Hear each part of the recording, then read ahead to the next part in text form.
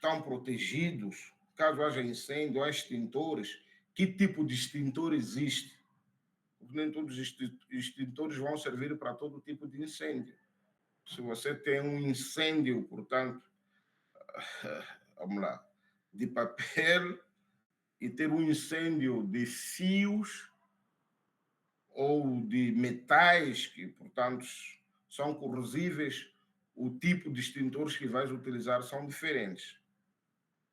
Então, quando nós falamos de engenharia física, de segurança física, digo, estamos a dizer que esses todos os elementos requerem profissionais de engenharia civil, engenharia elétrica e até também profissionais em termos de segurança, quer dizer, uma empresa de segurança, porque também tens de ter pessoas que vão permitir o acesso a esses lugares. Se vê alguém armado, tens de ter alguém com capacidade também de neutralizar. Portanto, a norma, portanto, essa ISO IEC 27002/14 já fala sobre isso. E eu ainda hoje vou vos passar essa norma para vocês irem ler, perceberem. Em que ela divide esses elementos de segurança física em áreas de segurança, segurança de equipamentos e muitos outros detalhes que vamos ver a seguir. Mas, no meio de tudo isso, onde é que eu quero chegar? Primeiro, vocês devem saber que não há um modelo de segurança 100% seguro. Nós vamos discutir aqui muitas coisas até o fim da disciplina, mas eu quero que vocês retenham uma coisa. Não há um modelo, não há um mecanismo de segurança 100% seguro. Ou seja, o orçamento,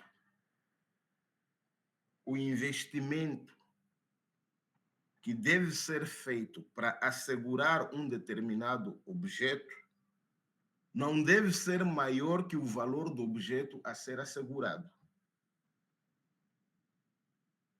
Do I make myself clear? Estou a falar sozinho. Não. Vocês nem tossem, nem nada. Vou vos dar cerveja um dia estarem todos a tossir.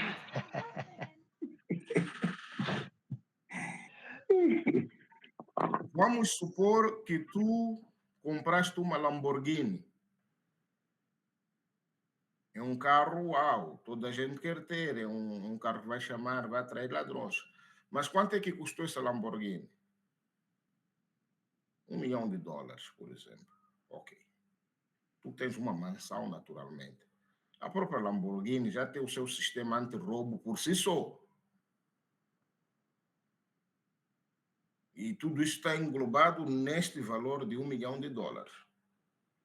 Mas tu não estás feliz, porque sabe que há ladrões que vêm com reboques, podem carregar o carro, você numa conferência na rua e tal.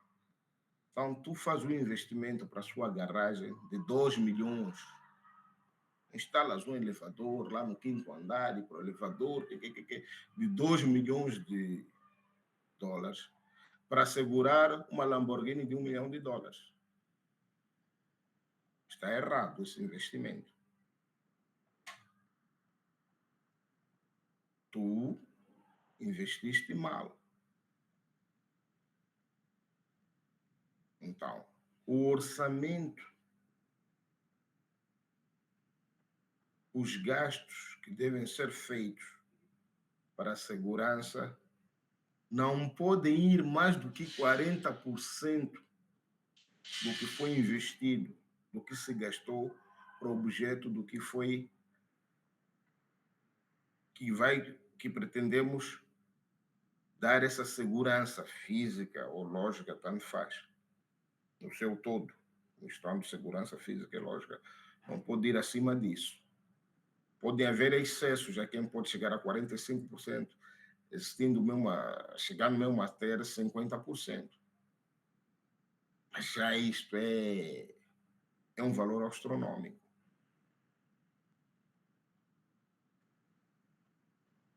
Tu tens uma casa tens lá as suas barras de ouro e tal. Quanto equivale aquelas barras de ouro que tens lá?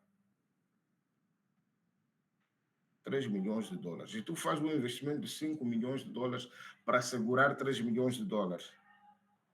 É um desperdício. Ou faz um investimento de 1 milhão e 500 de dólares para assegurar 3 milhões de dólares. É um desperdício. Podes fazer um investimento de 1 milhão de dólares para assegurar 3 milhões de dólares. Aí estás no máximo. Este é um ponto. O outro ponto que vamos ter em conta, porque nós somos profissionais, é que há padrões de segurança. A segurança não se faz assim à toa. Há normas já standardizadas que te dizem que se tu queres assegurar um sistema desse jeito, o que tens de ter é isto, isso para fazer isso, isso para fazer isso. São padrões internacionais que já foram testados, que quase tornam o sistema impenetrável. Então, a segurança não se faz também à toa. Como havemos de ver nas próximas aulas e tal, nos próximos dias, até o fim da nossa disciplina. Então, há padrões de segurança. Há certificações sobre segurança. Portanto, temos essa norma 27002, que também é uma norma, portanto, que está vigente, se não estou errado, há 10 anos, uma norma internacional, naturalmente, que permite que as organizações, quando a adotam, estejam perfeitamente seguras, tendo em conta que não é um sistema de segurança 100% fiável e que o maior perigo sobre a segurança nas organizações são os próprios recursos humanos. E isso vamos ver por quê. Então, quando nós falamos dessas normas, o que é que ela define na norma ISO 27002/2014? Ela separa a organização em áreas de segurança, segurança dos equipamentos, e quando falamos da área de segurança, estamos a falar do perímetro. O que é um perímetro?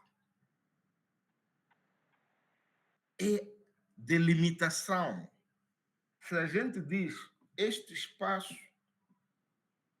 pertence aos desenvolvedores de sistemas, esse espaço aonde? Aqui no primeiro andar, a sala número 1, ou no segundo andar, ou no terceiro andar.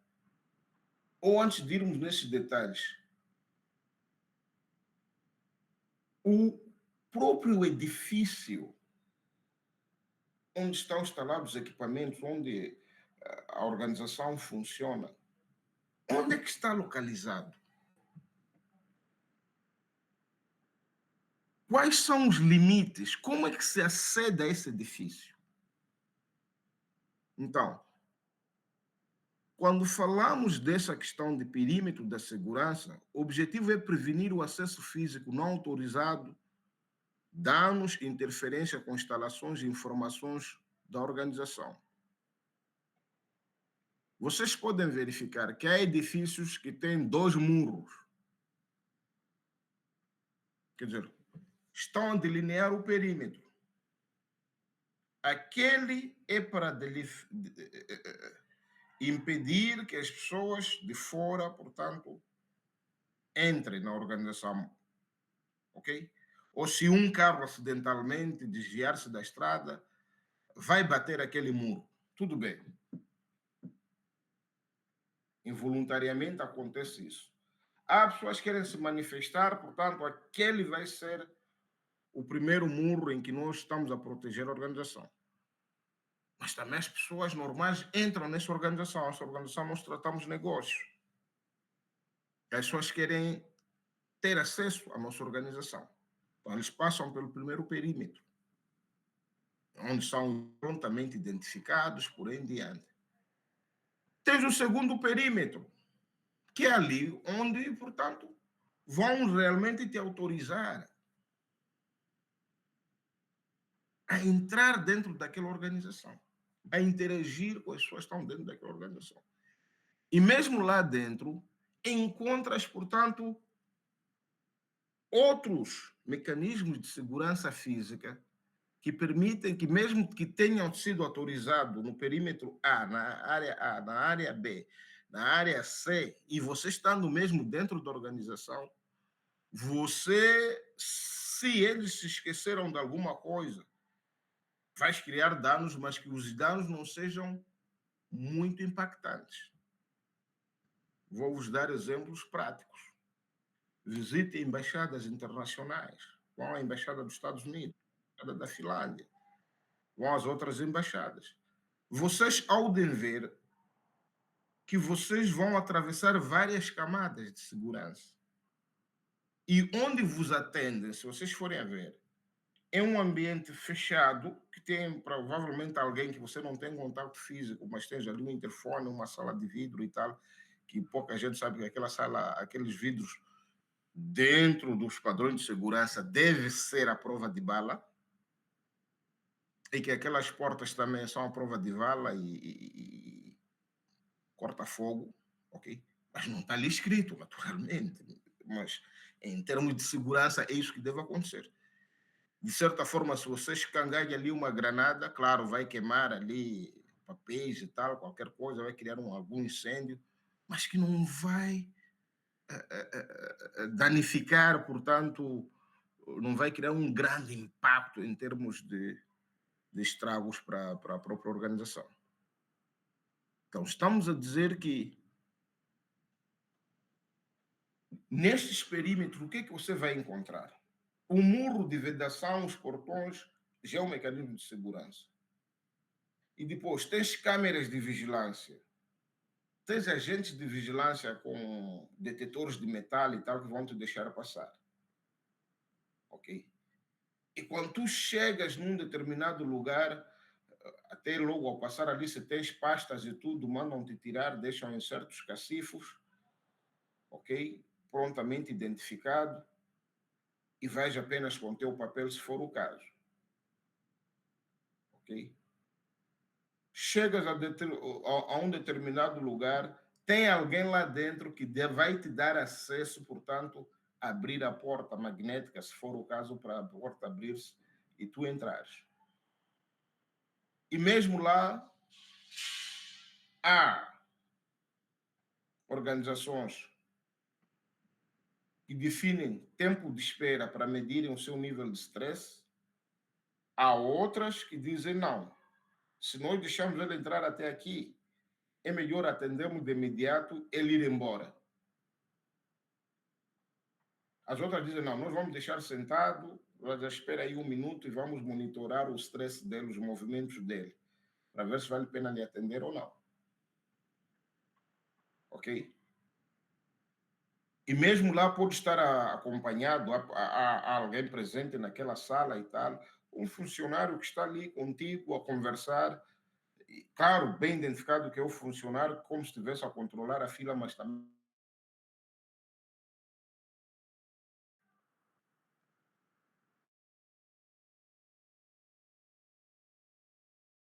já falei de para-raios, ok?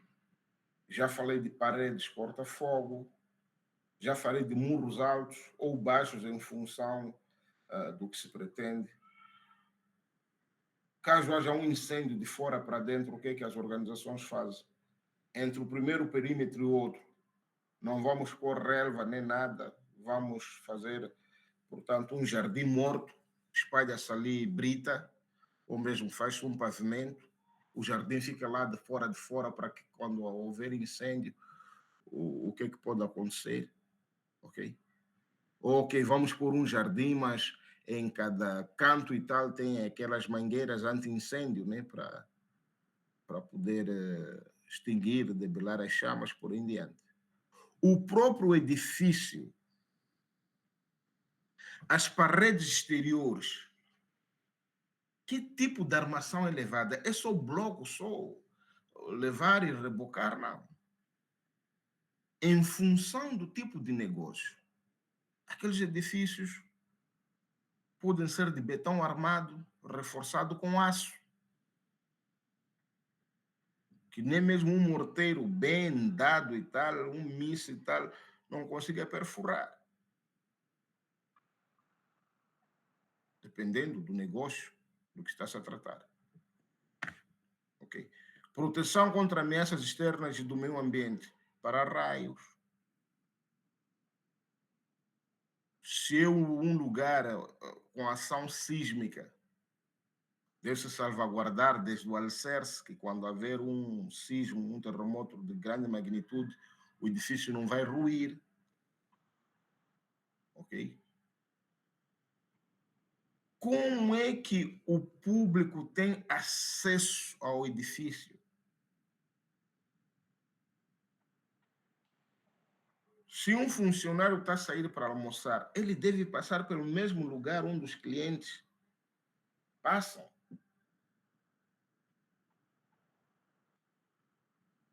Ou deve passar de um lugar diferente. Se alguém vem entregar um documento, ou vem entregar uma pizza que um funcionário pediu, há necessidade dele entrar até lá dentro, saber que nessa organização faz isso, que afinal aquele senhor que eu conheço, que é meu vizinho, trabalha nessa organização, mas ele nunca diz que trabalha.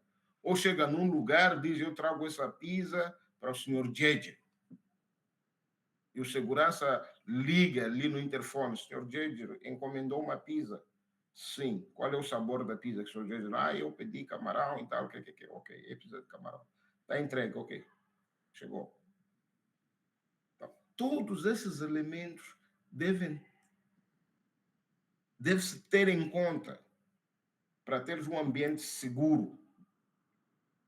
Se tens um armazém em que recebes produtos, descarregas, carregas e tal, qual é a estrutura? Onde é que está a abertura para este armazém dentro do edifício? Esses caminhões que vêm de fora, que vão descarregar esses produtos, como é que eles acedem a esse armazém? Quem deve estar lá com eles? As câmeras, o tipo de iluminação. E não só. Qual é o tempo definido para se fazer carregamento ou descarregamento de um produto? Isso conta muito. E vocês não sabem que o comportamento humano é a primeira coisa que denuncia, portanto, anomalias quando nós estamos a falar de segurança. Se vocês não estiverem organizados, não vão perceber. Ok? Norma de segurança. Se alguém vai à casa de banho, não pode fazer, por exemplo, estamos a falar de produtividade, mais do que 10 minutos ou 15 no máximo. Alguém abandona, se eu posso, vou à casa de banho. Mas fica na casa de banho 30 minutos. Em 30 minutos, se é alguém que lida diretamente com clientes, quantos clientes estamos a perder? Então, se alguém está a 30 minutos na casa de banho, quer dizer, por outro lado, já alerta ao gestor que ou o funcionário está doente, qualquer coisa está errada com ele. Ou foi à casa de banho, desmaiou, ou está com uma diarreia que não está lhe a permitir sair e tal. E aí deve ser abordado, tudo bem, porque a organização tem normas. Mas quando você chega, ouve essa coisa, a pessoa, aquela empresa é muito chata, sabe? Até te perguntam quando você vai na casa de banho. Não. Você sabe, é norma da instituição. Se tu vais à casa de banho, no máximo tens de ficar 15 minutos. Ficou 30 minutos por quê? Tens de dar satisfação, sim. Estou doente. Estás doente, sim. O que é que tens? Estou com diarreia e tal. Ok. e vai se monitorando essa situação.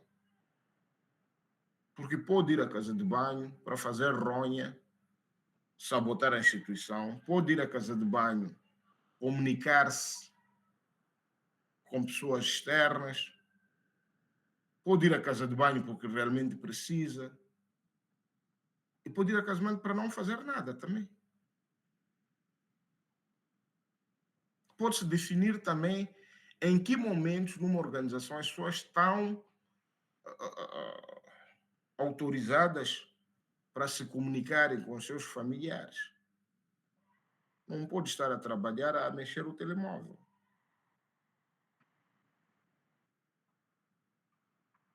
As terminais em que as pessoas trabalham, os computadores, deve ter apenas, isso ainda vamos falar da segurança lógica, o que o funcionário deve utilizar. Só aquilo que o funcionário deve utilizar. Não pode ter acesso ao Facebook, ao YouTube, a outras coisas e tal, coisas só vão distrair o funcionário. O funcionário ali está focado. Recebemos uma encomenda, o nosso padrão, o nosso tempo de resposta ao descarregar um caminhão, porque, portanto, trabalhamos com esse tipo de material e temos todo o equipamento aqui para fazer isso, é de no máximo 30 minutos. Porque temos empilhadeiras, temos guindastes e tudo, descarregamento e tal, Temos pessoal qualificado que em 30 minutos, no máximo, o caminhão está fora. Mas esse caminhão está a levar 40, 50 minutos.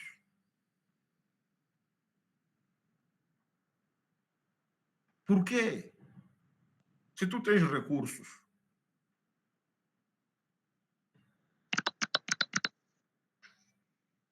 é um indicador que numa empresa, quem está a lidar com isso deve estar atento. 10 minutos para pessoas profissionais a mais é suficiente para extraviar, portanto, um produto.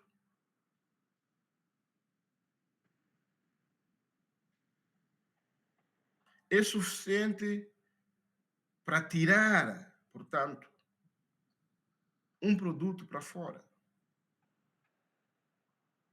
Ou as pessoas também podem, porque depois daquela atividade, têm de ir fazer outra atividade, podem estar a fazer aquilo que na gíria popular nós chamamos de fazer ronha. E isso dá prejuízo à instituição. Então, tudo isso deve-se ter em conta. Uma pessoa que não pertence a uma organização, dentro de uma organização, é um corpo estranho. Não podes ficar feliz por ter um cliente muito tempo dentro da sua organização.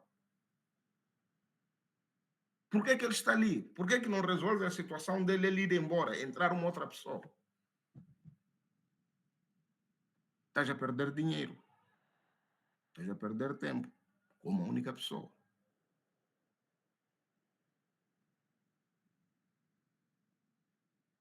Toma a fazer entender. Sim, professor. Sim. Eu tenho uma questão, professor, não sei se me permite. Força. Eu tenho visto grandes empreiteiros, quando estão a erguer uma obra, por exemplo, um prédio, Sim. eles colocam uma vedação, às vezes de chapa, às vezes de rede, por aí.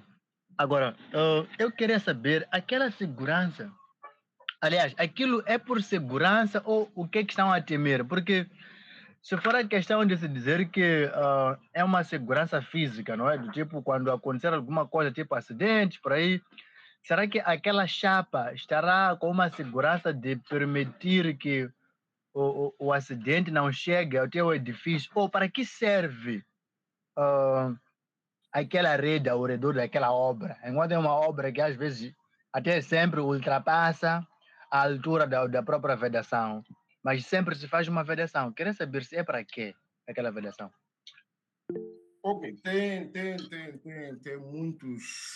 muitas funcionalidades. A primeira é de definir o perímetro, né?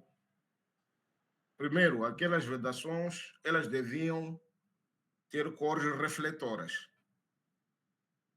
Estás a definir um perímetro e que vai chamar a atenção as pessoas que essa cor aqui, ali, está-se a tratar de obra. Estamos juntos? Sim, sim. Segundo, os funcionários, como seres humanos, devemos permitir que eles estejam concentrados nas suas atividades.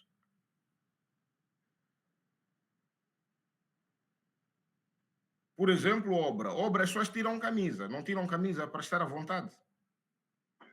Tiram. Até ficam de calções. Exatamente. Aquilo pode ser um objeto de distração, tanto quem passa na rua, quanto para ele próprio, portanto, estar sempre vinculado a aspectos externos. A outra questão, para além da distração, é a proteção também do próprio funcionário. Bate sol nas obras, não bate? Bate. Exato. Falou muito bem que os edifícios até têm esta barricada, portanto, principal, mas depois, à medida que ele vai subindo, vão colocando aquela rede. Não é isso? De proteção. Ela serve para os dois sentidos, para não distrair o funcionário com aspecto externo, mas também para proteger o ambiente. Quando se levanta um poeira, aquela rede consegue filtrar tanto a poeira de dentro para fora, de fora para dentro. Se há sol ou também a chuva, os impactos são minimizados. Terceiro ponto, também serve para salvaguardar a arquitetura do próprio edifício. Porque alguém, enquanto tu levantas, alguém pode desenhar o mesmo edifício só passando. Um bom arquiteto faz isso. Se ele começa a ver como é que está a ser a estrutura de fora, por aí em diante. Do I make myself clear? Yes, I'm clear now. Yeah. Não é uma questão só que se faz por pirraça, não. Tem esta importância. Ainda sobre a segurança física, estamos a falar também da segurança dos equipamentos. Qual é o dever? É impedir perdas, danos, furto ou comprometimento de ativos, interrupções das atividades da organização. O que é que nós estamos a assegurar aqui? Olha, um servidor custa caro. A própria iluminação, o tipo de lâmpadas que a gente coloca para o edifício ser atraente e tal, custa caro. As pessoas já devem querer roubar. Ok? Pode entrar água quando tiver a chover e ir para aquele lugar onde tem equipamentos eletrônicos que com água não se misturam. Pode haver um curto-circuito. Então, tudo isso nós devemos salvaguardar. Quando estamos a instalar os equipamentos, temos de proteger esses equipamentos. Há um curto-circuito, o disjuntor disparou. Temos UPS. Há um corte de corrente, temos um gerador soft start.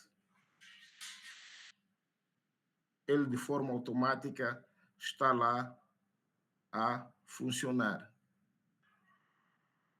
Os serviços não param. O nosso cabo, por onde ele passa, qualquer pessoa consegue ver, está ali a fibra que está a trazer o sinal para essa organização. Ou eu estou aqui nesta sala, estão aqui calhas de qualquer maneira e tal, que eu só basta abrir, cortar aqui um fio, já está. Quem tem acesso, ok? À sala dos servidores. Como é que tem acesso? Qual é a periodicidade de manutenção dos equipamentos?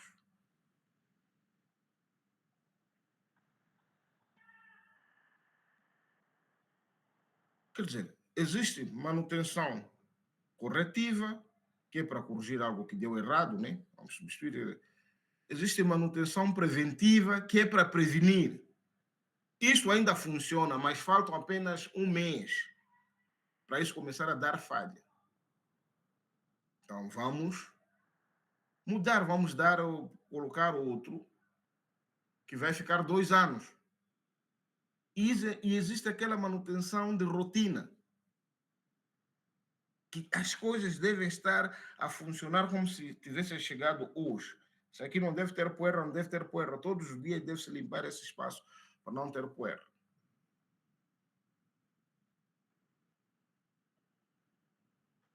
Os equipamentos fora das instalações,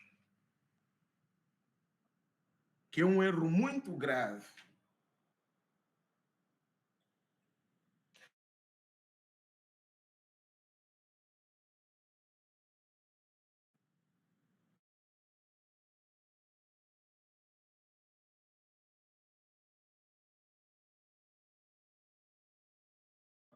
Temos switches, temos routers, temos as câmaras de vigilância e tudo. Pronto, mesmo essas lâmpadas e tal, esses sistemas e tal aqui, esses sensores de movimento, tudo eles têm guardado em algum lugar. Ok, acontece. Um determinado sensor está parado de funcionar, temos no armazém. Mas vai lá no armazém onde está tudo empoeirado.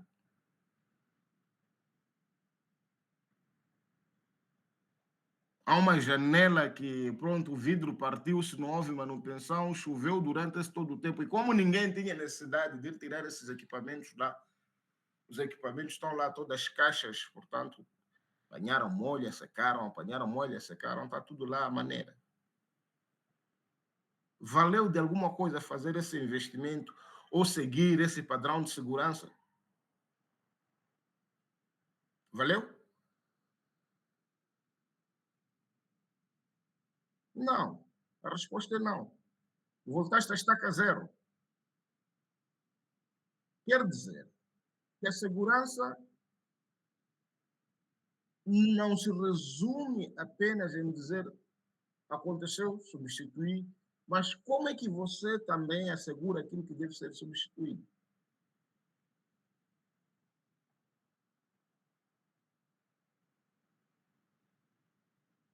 Há vezes que nós também mudamos de equipamentos por pirraça. Às vezes o equipamento é funcional, sim, e apenas precisa de alguns ajustes, e se a gente fizer esses ajustes, ele vai funcionar.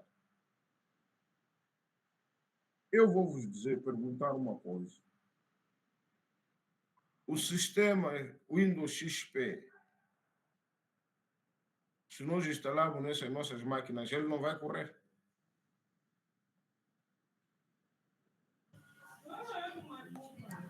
Corre. Vai correndo.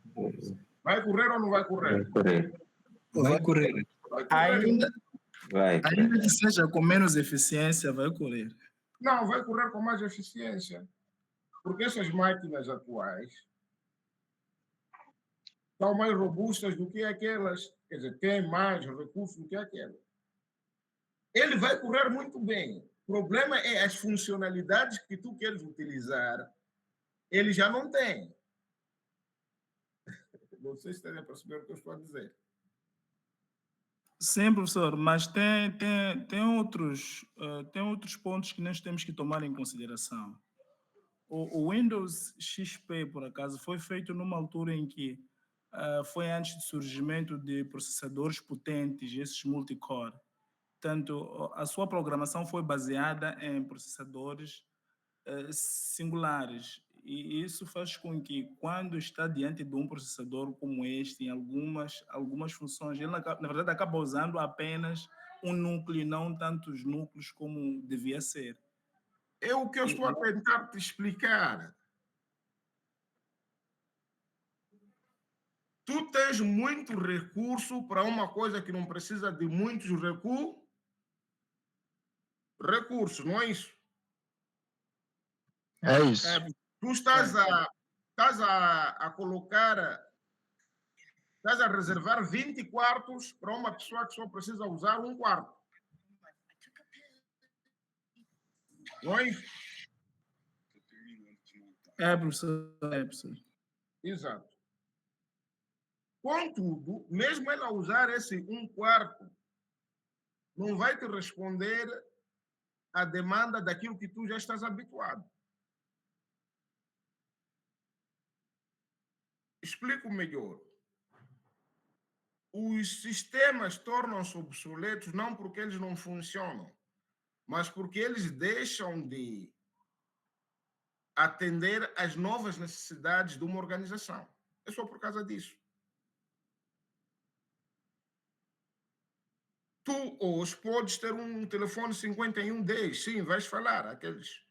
Era Nokia, não sei, Motorola, coisa parecida aí. Vais pôr um cartão, sim, vais falar. Mas hoje estamos a falar de quê? Queremos smartphones, queremos telefones que já têm aquelas configurações, 1G, 2G, 3G, suportam essas coisas todas. Então, veja as limitações, vais deixar. Eu fui à Finlândia, estive num laboratório de luminotecnia, coisas ligadas à engenharia elétrica. Tem lá um software que foi criado na década 90.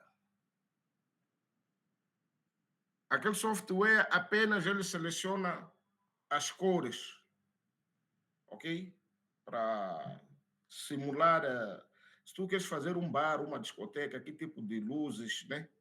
Vais usar, eles simulam ali, tal, E na altura o software foi concebido para trabalhar com Windows XP. E o computador que está lá também vende lá mesmo. Eles não mudaram. Disseram assim, a coisa funciona até hoje. Para nós fazermos assim. E corre muito bem aquele programa no Windows XP. Está lá, eu fiquei maluco. Windows XP está aqui. Se ele está a fazer, está a executar as suas funções para esse estágio da aprendizagem e tal, essas simulações, cumpre. Tem outros sistemas mais robustos também, ok? Que pronto. Mas aquele está ali. Então, nem sempre, às vezes, nós temos de substituir as coisas só porque veio algo melhor, enquanto você não modificou algo que realmente necessita esta modificação.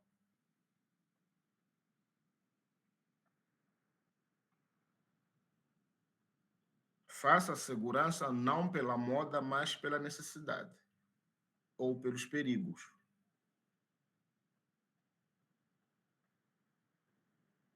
Há situações que pessoas mudaram do tipo de cabo de para-raios, retiraram aqueles do tempo colonial e tal, puseram outros mais modernos, porque achava-se que pronto, estava a evoluir, houve testes que deram. E houve descargas atmosféricas que aqueles cabos não suportaram fazer o aterramento.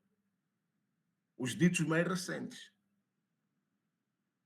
Quando voltaram a pesquisar, viram que aquele cabo que tinha lá desde o tempo colonial, o material, portanto, era uma combinação, não sei de cobre, mas o que permitia os elétricos, esses que entendem dessas áreas e tal, aí sabem melhor, fazer mais aterramento naquela região e que tinha sido uma encomenda específica, porque sabia-se naquela região era uma região, portanto, em que esses tipos de descargas eram muito frequentes. Ao que é que isso nos remete?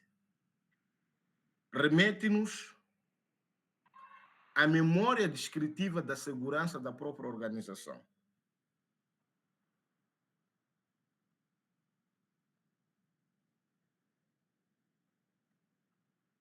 O plano de recuperação de falhas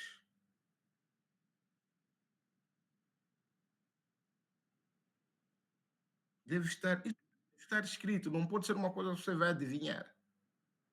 As coisas estão lá, por que estão lá?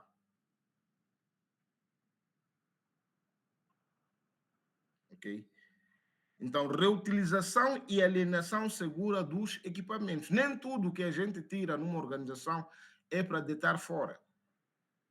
Podemos utilizar para outro campo que a instituição pode utilizar quando é aplicável. Os planos de contingência. E os japoneses são muito bons nisso. Veio alguma coisa, um tsunami ou um vento forte, destruiu por completo a organização. Eles constroem a organização do zero para voltar a funcionar como estava, porque tem tudo isso delineado, tem planos de contingência.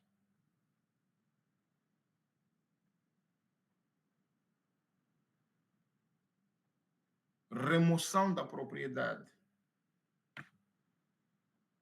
Ter documentação ativa sobre a sua propriedade, uma coisa boa. A concorrência é desleal. Todo aquele que é concorrente, seu concorrente, ele vai explorar a sua fragilidade. Uma das suas falhas, ele vai te explorar para te enfraquecer.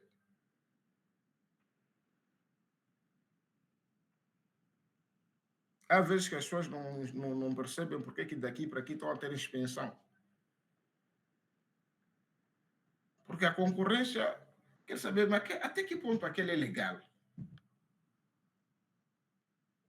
É fazer uma denúncia anônima na direção de trabalho, onde aquela empresa está a funcionar até anos, até vocês pensam que é legal. Aquilo acho que nem tem documento único aí, essas coisas, as pessoas fazem bolada, entendem isso. O alvará dele até nem está dentro do prazo. Olha, que ele nem tem autorização para distribuir esse tipo de equipamentos. Pode perceber? Estamos a perceber.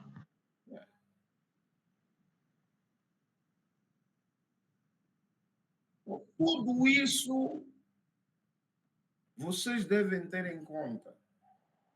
E já vos disse,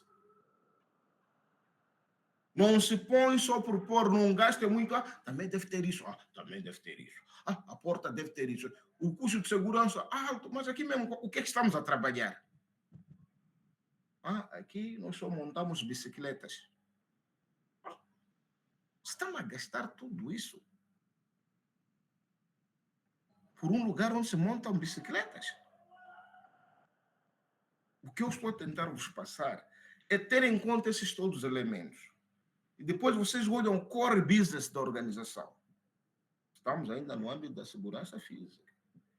O que é que eu vou oferecer como solução para estes fulanos? E muitas vezes, quando isso acontece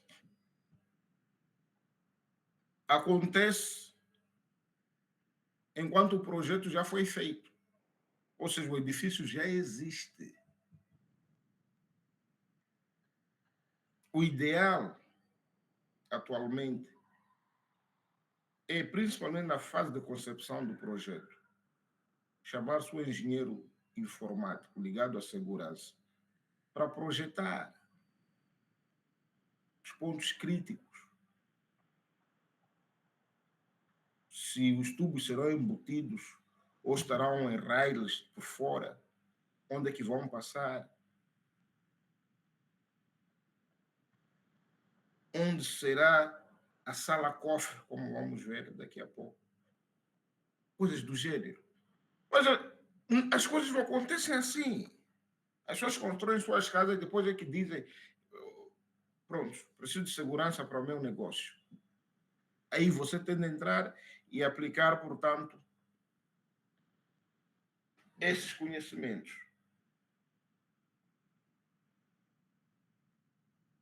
Como é que as pessoas entram no meu edifício?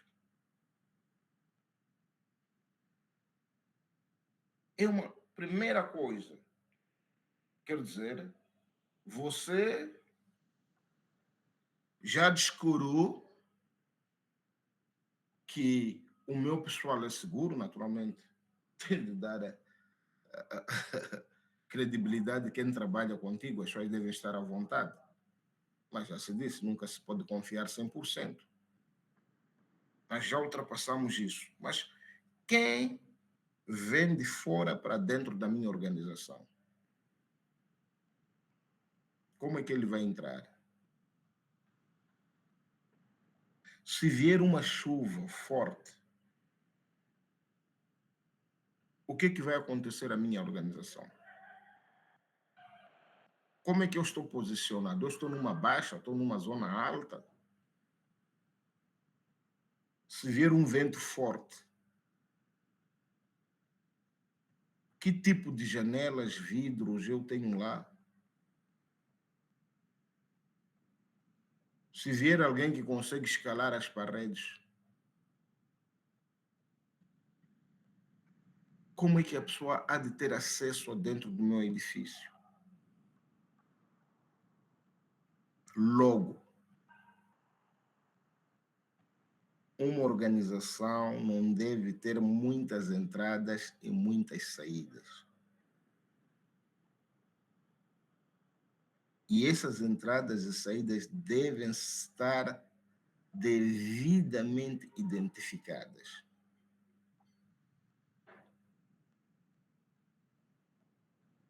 Se um tubo de água rebentar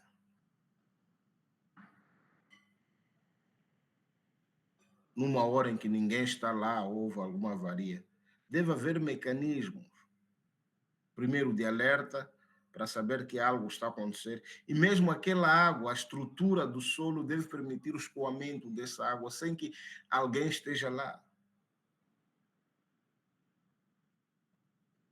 Se estiver a chover muito, e eu sei que eu estou numa zona propensa de chuvas, como é que o meu edifício está construído de modo que não possa albergar água?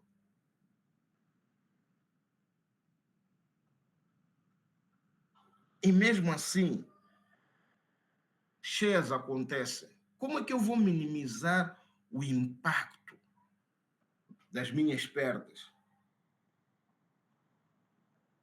Daí que se diz que é muito bom nós que trabalhamos com essas questões de servidores, sistemas e tal, computadores, tenhamos construções verticais do que horizontais.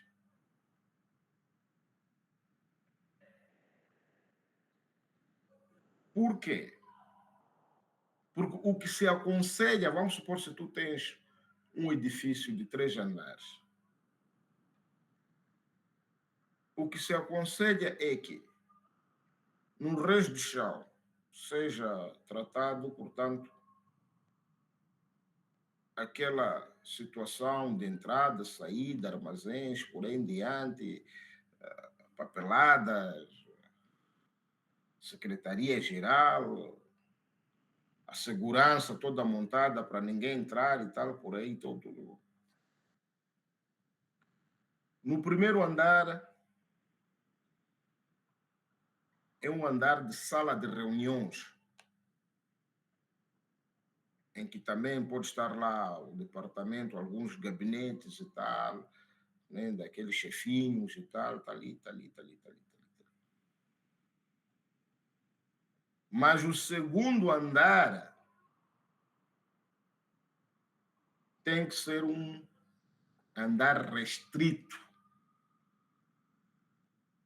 que é lá onde vão ser instalados todos os equipamentos.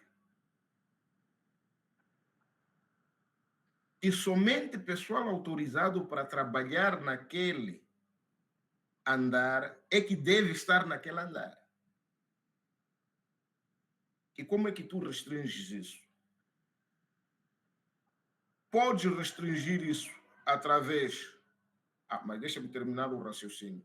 E o último andar, que é o andar do staff, né? O PCA, muita gente associa, portanto, o gabinete do PCA com o gabinete do financeiro, aquele staff todo, né? Chefes máximos. Né? Com uma sala também de reunião para esses chefes e tal, por aí em diante. E, naturalmente, é aquela sala que te chamam quando querem te promover ou querem te despromover e tal. Anyway. Mas então vamos lá falar dessas restrições, como é que elas funcionam.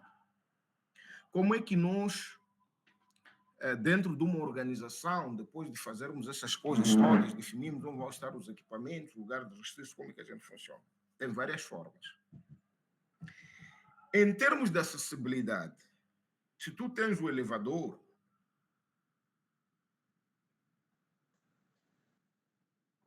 usa o sistema de cartão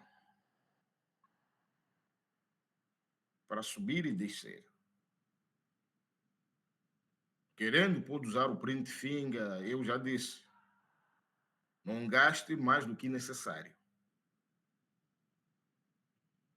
Mas vamos supor o sistema de cartão. A questão que vocês devem se colocar é sempre a seguinte.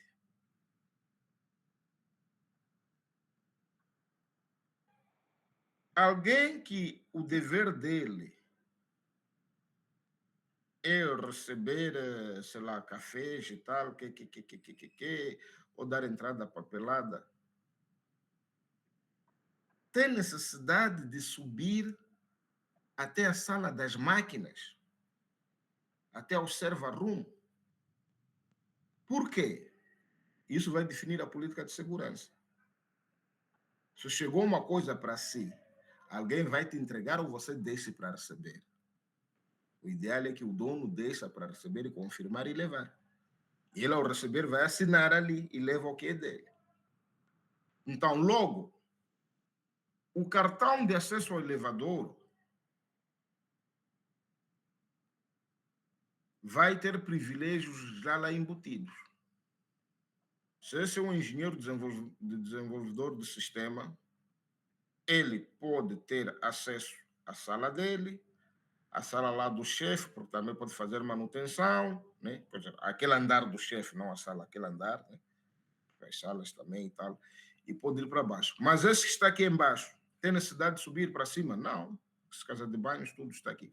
Ele para ali mesmo. Quando vem visitas, que as pessoas querem visitar a instituição, há necessidade deles pararem neste andar das máquinas e tal, para ver o que é que nós estamos a fazer? A resposta é clara, não. Ali está o segredo do negócio. Não é um lugar onde as pessoas devem ter acesso de qualquer maneira. A outra coisa é tu diferenciares, segmentares a sua instituição, a sua organização, vou falar de protocolo de segurança, ainda física, em função do uniforme. Vocês estão aí? Não estou a falar sozinho. Estamos aqui. Vocês são uns dorminhocos. Eu consigo ouvir.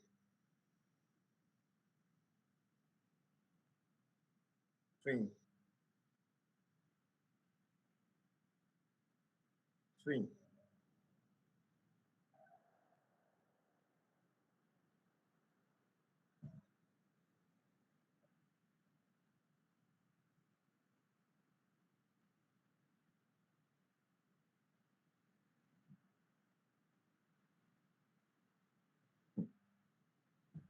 Essa pergunta é uma pergunta que todos os estudantes me fazem, como quem diz, mas a sala deve ser limpa e tal. Há de ter respostas quando eu começar a falar da sala cofre, das configurações dessa sala, do que realmente acontece, como essas salas devem ser projetadas.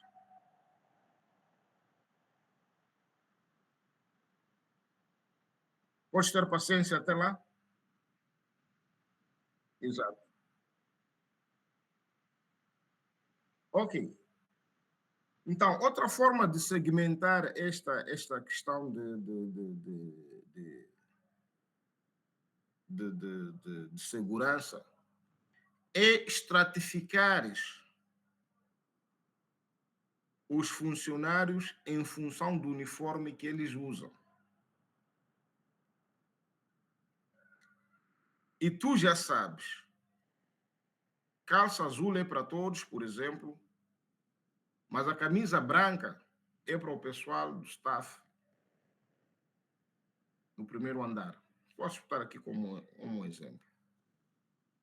E o pessoal do staff do primeiro andar, principalmente os de camisa branca, pode haver lá uns com uma outra cor que depois vamos definir. Não tem direito de estar nem no segundo, nem no terceiro, nem no quarto andar. Período.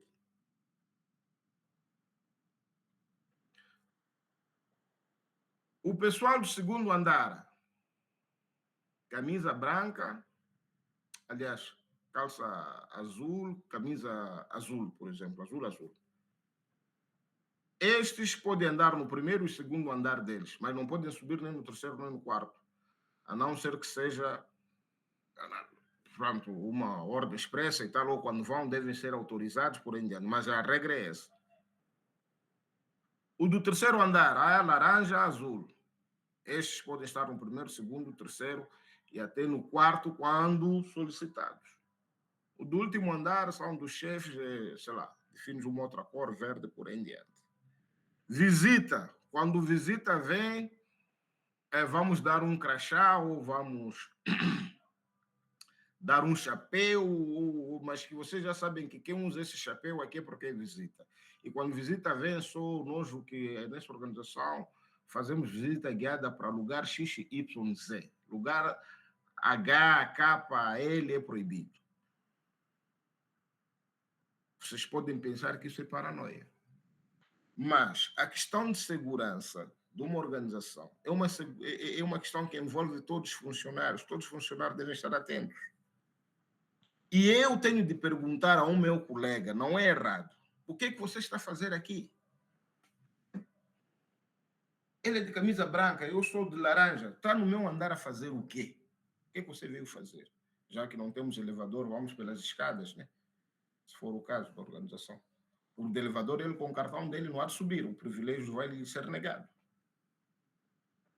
Estão a perceber?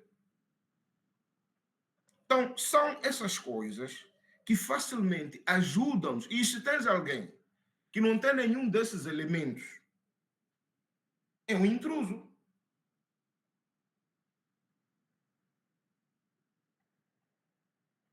É um intruso. Logo no chat a pior, é para aquele gajo não está uniformizado como deve. Quem é aquele? O que é que está a fazer aqui? Oh, este é um colega, empresas são grandes. Mas, pá, eu não conheço, aqui no meu setor, todos eu conheço.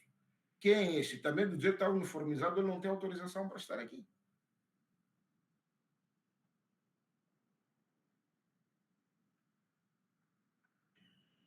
E também tem outras formas. Se for num edifício horizontal, aquilo que eu dizia de perímetro, se tu tens portas magnéticas, controla aquilo também com abertura através de cartões de acesso. Que neste setor aqui, pessoas que têm privilégios são esses que usam esse cartão.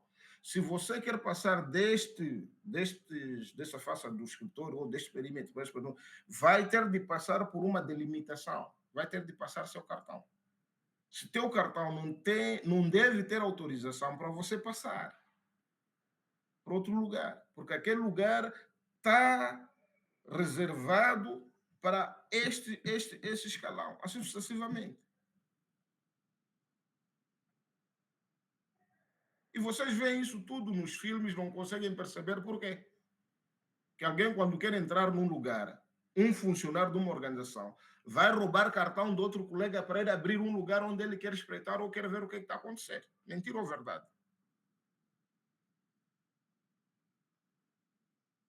É verdade, professor. Verdade. Eu acho que esses estudantes estão a dormir, sabe? Estou a falar sozinho. Nós estamos a dormir, Não, professor. Estamos aqui. Estamos a acompanhar. Então, esses perímetros devem estar. Isso ainda estamos a falar a nível de segurança física. Deve estar bem delineado. Vocês podem pensar que a questão de segurança é simples, não é assim tão simples. Uma falha insignificativa, sob o vosso ponto de vista, pode gerar prejuízos grandes para uma organização.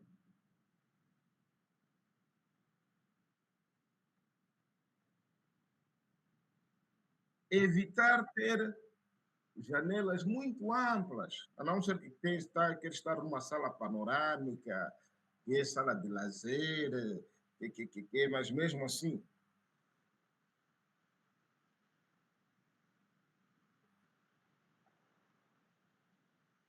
por questões de descargas atmosféricas. Usar para-raios é importante, seja o edifício na vertical, seja o edifício horizontal. Se você tem equipamento eletrônico, elétrico, isso não se abre mão.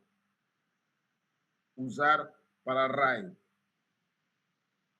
Já falei de usar muros externos e manter a área limpa de queimadas, isso já tinha adiantado.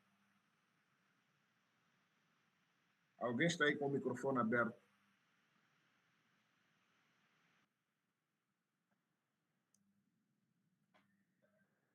E agora que nós já falamos, vamos verificar. Eu já disse que a questão de segurança é uma questão de padrões, é uma questão de standard. So what you use for a single door or for a gate? What do you use? How do you know when to use? Why? It's all explained in the documents about security.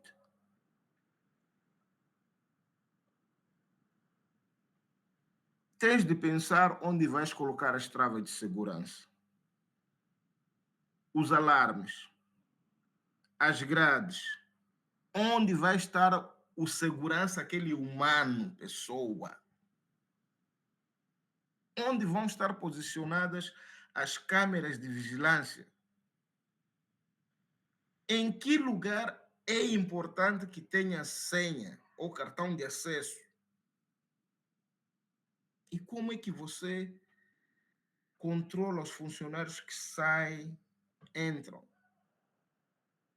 Quem realmente é assíduo no trabalho, quem não é. Ok? Funcionários que trabalham na instituição devem ser identificados com crachá, com foto.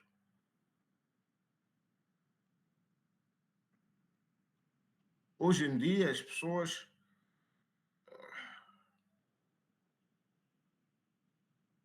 associam, agora que a tecnologia evoluiu, associam esta característica de crachá com foto ao vestuário. Quer dizer, em vez de pôr um crachá com foto, tens um chip dentro da camisa ou da calça, ou whatever, ou do cinto. É um dispositivo que eles vão te entregar, que fica encaixado lá dentro da roupa, que quando tu estás dentro da instituição andar, tem leitores de radiofrequência que associam aquilo ao servidor, que identificam a cara do funcionário andar ali. As câmeras também já verificam isso. Países como Inglaterra, Finlândia já usam isso até para a rua, quando você logo anda no aeroporto, entrou, eles já captaram sua imagem há muito tempo. Onde você passa, as câmeras de segurança conseguem identificar qual é a pessoa que está ali a passar. Mas para nós aqui, podemos usar crachá com foto, é importante. E depois tem aquela coisa das pessoas pensar, eu já sei de tudo, eu já sei de tudo, eu já sei de tudo. Não, a segurança não é para descansar. Eu já conheço o quê? É norma, usa crachá, usa foto.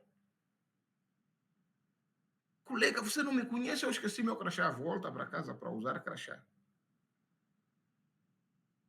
Quem deve, porque eu aqui estou a deixar passar sem crachá, mas você está fazendo uma cagada lá dentro. A pessoa de procurar, aquele colega quem? Como se chama? Para ele ir queixar. Não tem que achar foto. Era um colega assim, epa, é difícil. Mas ele usava um crachá, quando estava a mexer isso, e eu prestei atenção, o nome dele era Guedes Caetano. Então, Guedes, estavas a mexer aquilo por quê? Ah, eu. Não, explica lá. E também é para a pessoa dentro da organização saber-se dizer que a pessoa é o que diz ele ser e ele faz parte daquele ambiente corporativo.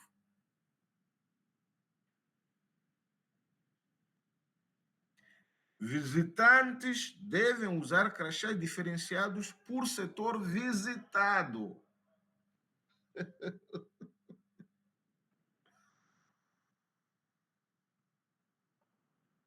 Perceberam? Sim, professor. Quer dizer, você está a ter visitas, estão a ir visitar um setor e eles usam crachá igual ou um chapéu igual ao daquele setor. Não pode. Porque alguém vai se fazer passar de visitante enquanto estão a guiar para um lado. Ele, como tem o mesmo uniforme, ou o mesmo chapéu, ou o mesmo crachá, ou a mesma cor, ele vai num setor que lhe interessa, que nem devia ser visitado. E você passa, pensa que é um colega.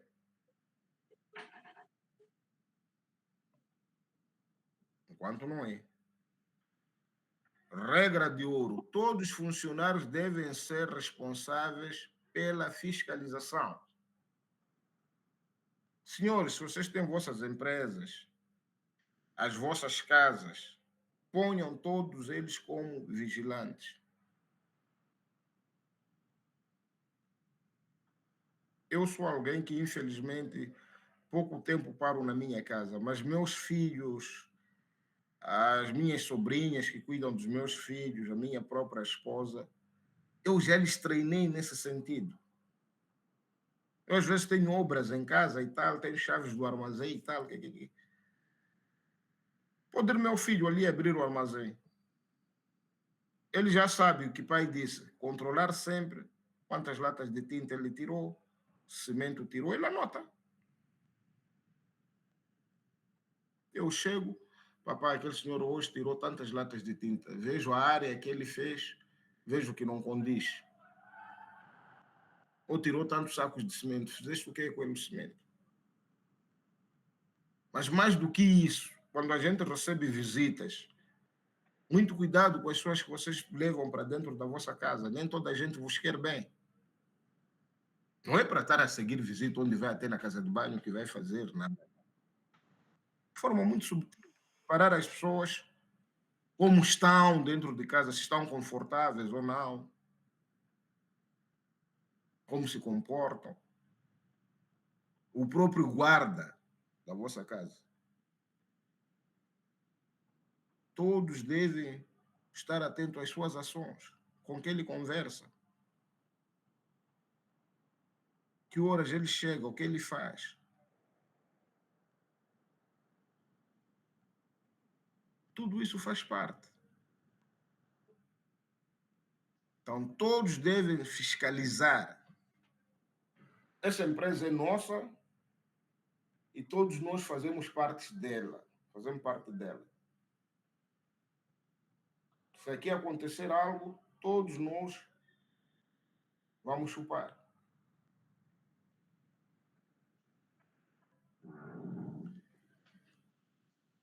Agora vamos para aquele ponto que o colega aqui colocou. Sala de equipamento, como é que é?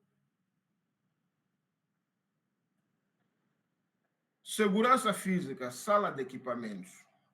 O que uma sala de equipamentos tem? Agrega todo o centro da rede de serviços que nela operam. Já falei que deve entrar somente pessoal autorizado que trabalha na sala. Registro de todo o pessoal que entra e sai. A sala deve ser trancada ao sair. Deve fornecer acesso remoto aos equipamentos. Aqui vamos fazer uma pausa. Senhores, hoje em dia, não faz sentido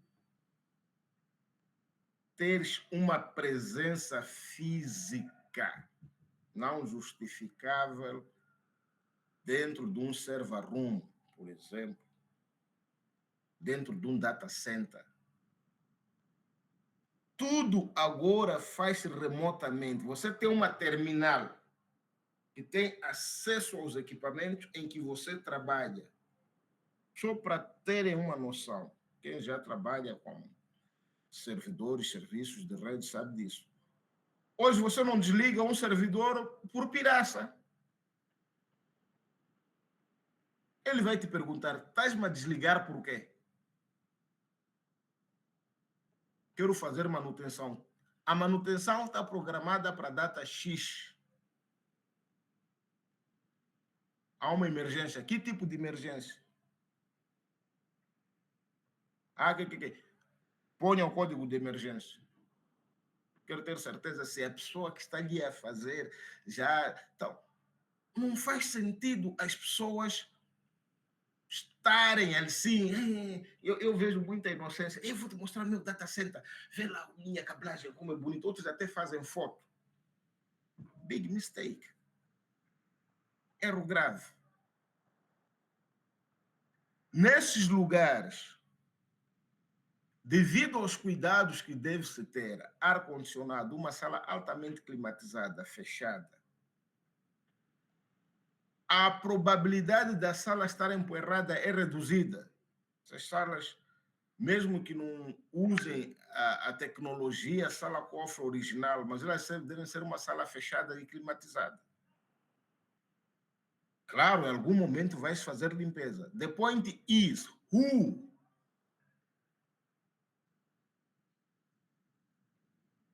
Pessoa que pinta casa, sabe pintar casa, sabe pintar também carro. Não. Não. Não. Não, né? Sim. Pessoa que sabe colocar tijoleira, né? Colocar tijoleira e tal, Yeah. Sabe também fazer revestimentos de mármore, fazer aqueles cortes, aqueles desenhos em mármore? Não. Então, Não. para lugares em que tens equipamento crítico, só entra pessoal especializado. Quer dizer que você, primeiro, tens de ter uma rotina não constante de quando é que você vai limpar a sala e o que é que vai ser limpado.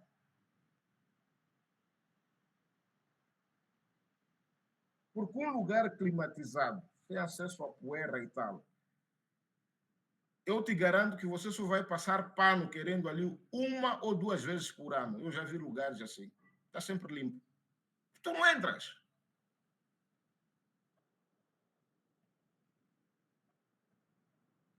A sala está climatizada e tem até extratores de poeira. Não entras.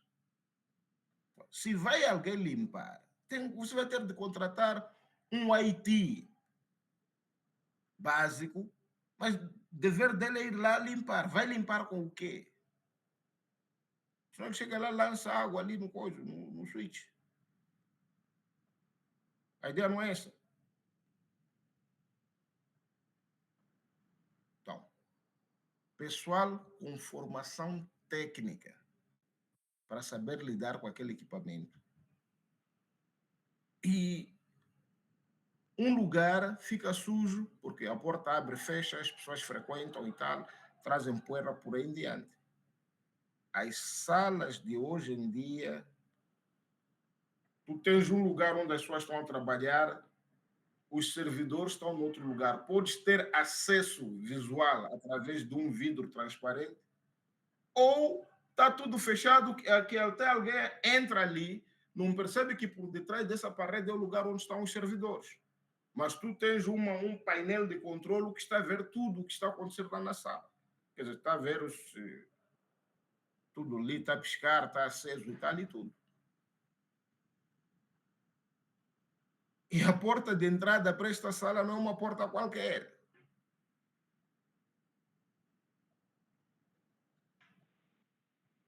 É uma porta com senha de segurança bem criptografada. E este lugar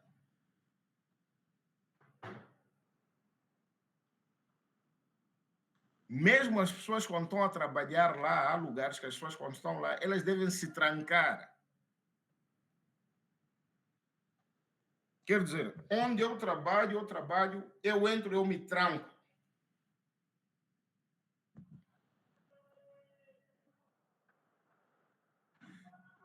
Vocês viram depois do que aconteceu no acidente de 11 de setembro com os cockpits dos aviões?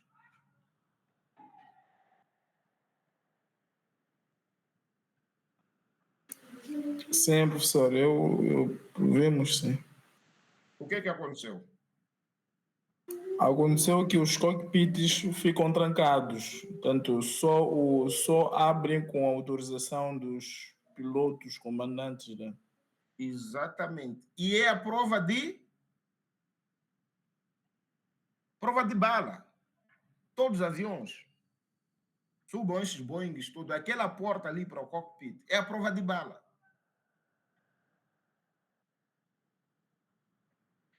Estamos a dizer que o avião é tudo aquilo, mas você quer danificar o avião, é aceder ali. Ali é onde está o coração do avião. It's the same principle that you must use. A sala de equipamentos é o coração da organização. É lá onde tem dados de tudo que vocês estão a fazer, é lá onde tem a vida da organização. Entrou, trancou-se. E tem câmera ali a ver o lado externo. Está a bater porta ou está a ligar a campainha de acesso e tal. Você está a ver quem é, fala ali, o que foi? Não, vim fazer isso, ou um colega foi à casa de banho e tal. Mas ele também, quando vai à casa de banho, tem coisas dele. Saiu e entra ele, vai ser print finger, ou retina, ou password dele, whatever. Mas ninguém externo. Há de vir alguém que não pertence àquele setor para vir fazer o quê? Se queremos conversar, vamos conversar na sala de refeições, se for o caso. Ou na sala de reuniões, ou lá fora, naquele intervalo que eu tomo um café, fumo meu cigarro. Então, é um lugar sagrado para a instituição. A sala de equipamentos é um lugar sagrado.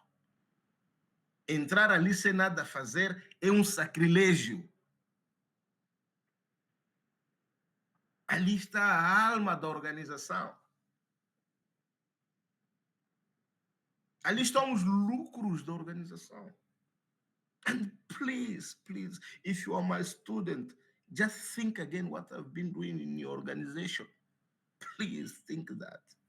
Eu sei que alguns já fazem isso, até fazem foto, levam os colegas, vê lá como organizei meu rack. Não pode. That's a forbidden place. O conteúdo da sala não deve ser visível externamente.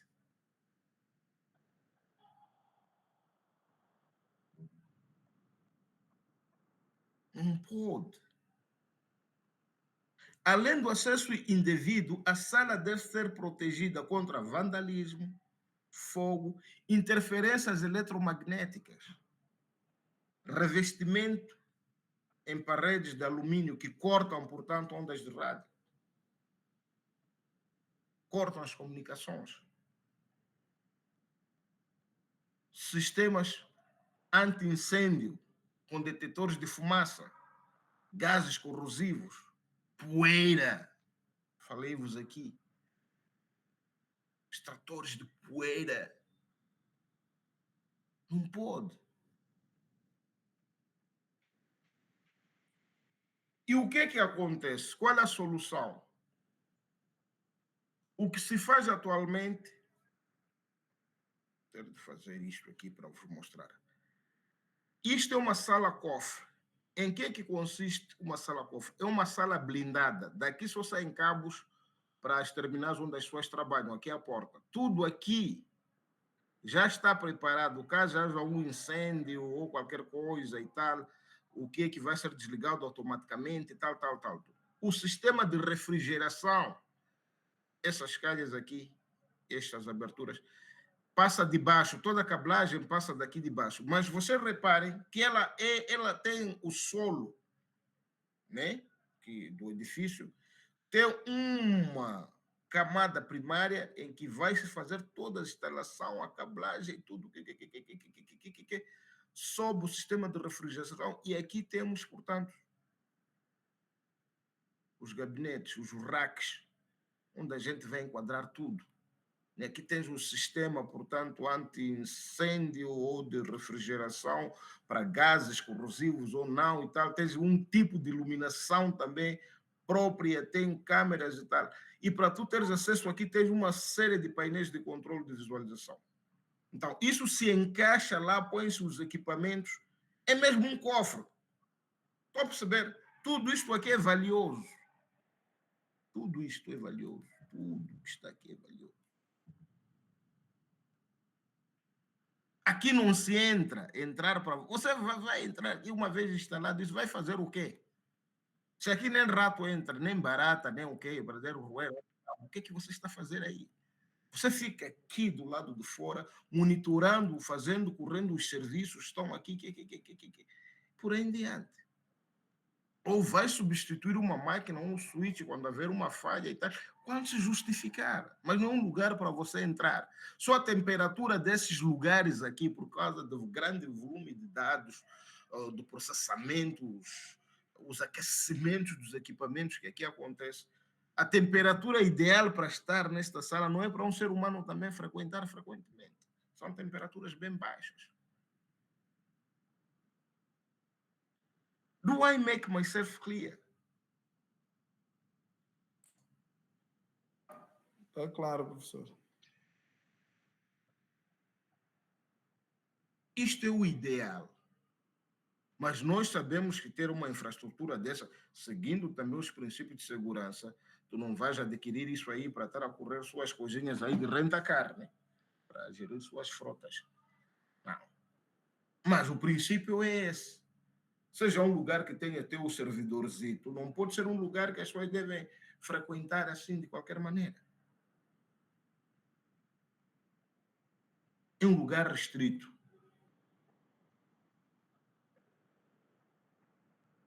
Evitar o acesso físico aos equipamentos. Ali onde tem o hardware, não é para entrar de qualquer maneira. Acesso utilizando dispositivos de entrada e saída, consolas, terminais. É que você vai ter acesso aos seus equipamentos, vais interagir com os seus softwares e tudo, vais fazer atualizações, whatever you want to do. But you don't need to be inside the room to touch the equipment. You don't need that.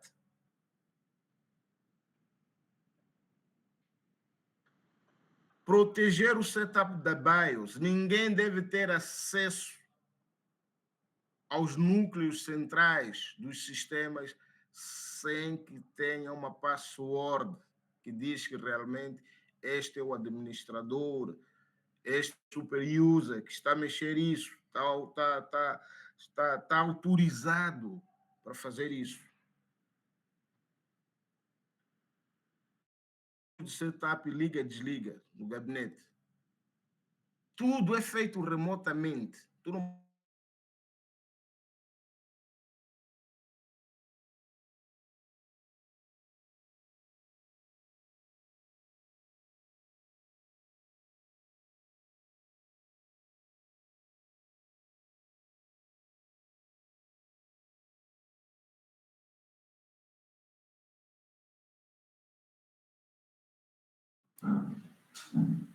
Parei de ouvir, não sei se é só o meu problema ou os colegas. Ainda estamos na segurança.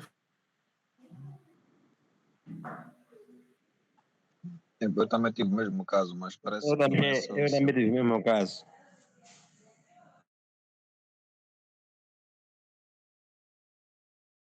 Então deve ser o problema de rede do professor.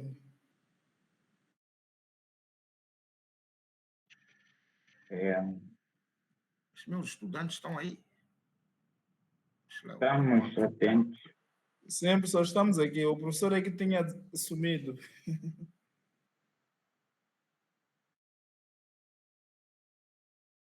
Do nada paramos de ouvir o professor.